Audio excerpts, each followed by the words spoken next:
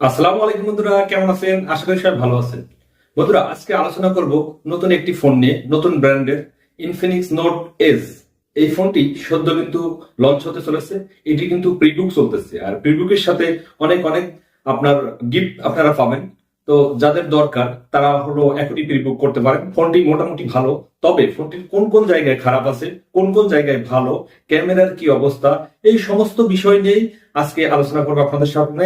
তার আগে অনুরোধ করবো বন্ধুরা, এখনো পর্যন্ত যারা আমার চ্যানেলটি সাবস্ক্রাইব করেননি তারা অবশ্যই অবশ্যই চ্যানেলটি সাবস্ক্রাইব করবেন, ভিডিওটিতে একটি লাইক দিয়ে দেবেন, আর ভিডিওটি বন্ধুদের মাঝে শেয়ার করবেন। তো চলুন, এই ফোনে কি কি আছে, কবে আসতেছে, এই সমস্ত বিষয় আপনাদের সামনে তুলে ধরি। ফোনটি কোন ক্যাটাগরি ফোন? ফোনটি হচ্ছে স্মার্টফোন, স্মার্ট ক্যাটাগরি, আর এটি একটি অফিসিয়াল ডিভাইস। ফোনটির সবচেয়ে বড় হাইলাইটস ফিচার হলো এটির ডিসপ্লে এবং ওএস।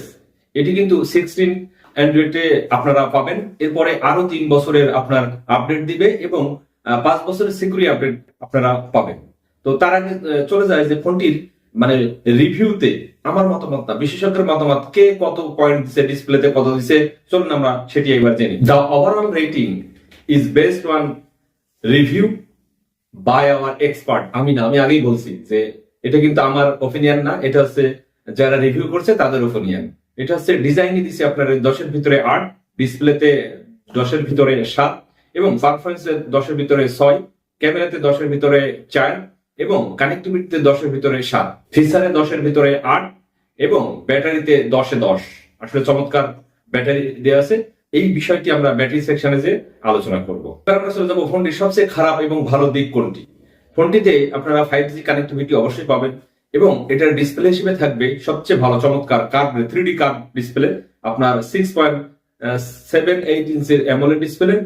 ফোনটিতে থাকছে না কোনো মানে হেডফোন 3G পোর্ট, তবে একটি কনভার্টার আপনার কোম্পানি ফ্রি দিবে আপনারা যদি প্রি বুক করেন। এর সাথে আরো অনেক গিফট পাবেন। নেটওয়ার্কের বিষয়টি তো আপনার 2G হইতে 5G পর্যন্ত এবং অনেকগুলো 5G ব্র্যান্ড আপনারা হলো পাবেন। এবার আমরা চলে যাব ফোনটির সবচেয়ে গুরুত্বপূর্ণ ডিসপ্লে পার্টে।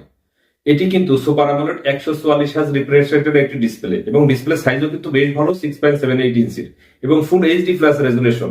স্পেক রেশিও হলো 20:9, খুব ভালো, এবং পিপিআই 429 পিপিআই ডেন্সিটি রয়েছে কিন্তু। এবার আমরা চলে যাব অ্যান্ড্রয়েড ওএস 16 এর সাথেই ফোনটি কিন্তু আসতেছে, এবং আরো 3 বছর অর্থাৎ 17, 18, 19 পর্যন্ত আপডেট পাবেন, এবং সিকিউরিটি আপডেট 5 বছরের পাবেন।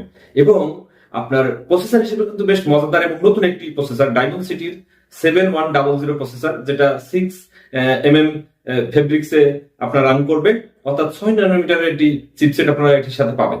এটির ক্লক স্পিড কিন্তু খুব বেশি ভালো না, আবার খুব বেশি খারাপও না, অর্থাৎ 2.4 গিগাহার্টজ।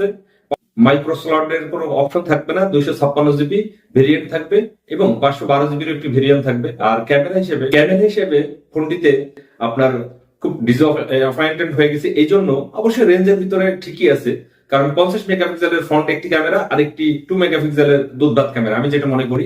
এখানে ক্যামেরা থাকলেও এখানে কিন্তু লাইভ ফটো আপনারা তুলতে পারবেন, তারপরে 4K ভিডিও করতে পারবেন, আর মানে ফুল এইচডি তে আপনার 240 এফপিএস এও কিন্তু আপনারা ভিডিও করতে পারবেন। আর মানে সামনের ক্যামেরায়, সেলফি ক্যামেরাতে আপনারা 30 মেগাপিক্সেলের ক্যামেরা পাবেন, এখানেও 2K রেজলিউশনের ভিডিও করতে পারবেন। আর কানেক্টিভিটি হিসেবে ব্লুটুথ, ওয়াইফাই এগুলো তো থাকবেই যথারীতি। ব্লুটুথ হিসেবে পাবেন 5.4 ব্লুটুথ, এবং ওটিজি সাপোর্ট পাবেন।